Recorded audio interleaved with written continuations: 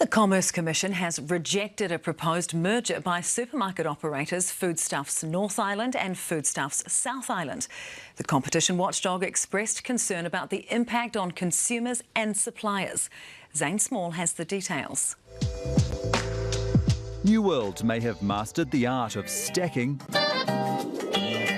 but its parent company Foodstuffs hasn't quite mastered the art of merging. A proposal to combine the separate North and South Island cooperatives has been shot down by the Commerce Commission. We've rejected it because it failed the statutory test that we have to apply. So our test is about whether a merger will substantially lessen competition in any market, and we're concerned that it will. Foodstuffs North Island Chief Executive Chris Quinn was all set to lead the merged entity after years of planning. Today's been incredibly disappointing from our point of view.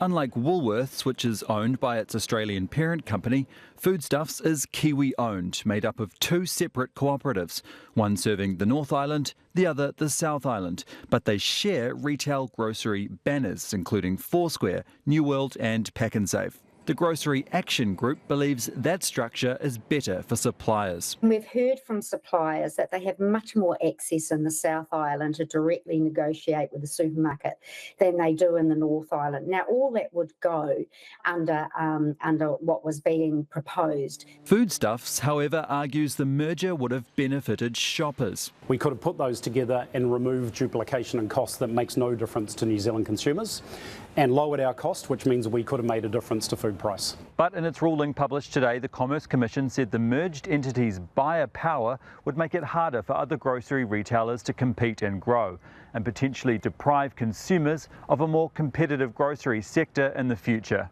The Grocery Commissioner's annual report published last month stated there has been no meaningful improvement in the state of competition in the grocery industry. What we're keen to see is that sort of full-scale national competition for the full grocery shop, and we haven't seen that yet. And from everything we hear from the Commission, they are trying to get other global competition into this market.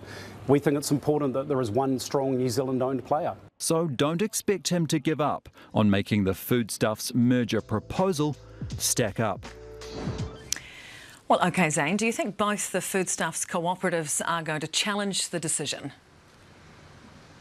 Well, Sam, it does seem quite likely, but Chris Quinn, the Foodstuffs North Island Chief Executive, explained to me today that it's not until the 23rd of October that the two cooperatives are expecting to receive a more substantial update from the Commerce Commission, explaining in a bit more detail why the proposed merger was rejected.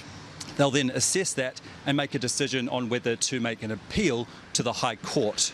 In that case, the judge would essentially receive all the documents that were submitted by the two cooperatives and the Commerce Commission and then make a decision.